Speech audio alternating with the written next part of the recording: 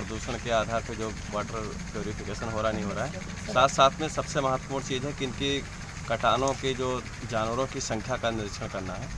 1000 बता रहे हैं जैसे, अब वो पूरा हम लोग देख रहे हैं कि कितने इनके काउंट करवा रहे हैं, कितने इनके जानवर आए हैं आज कटान के लिए, कितने कर रहे हैं, मानक के अनुसार है कि नहीं।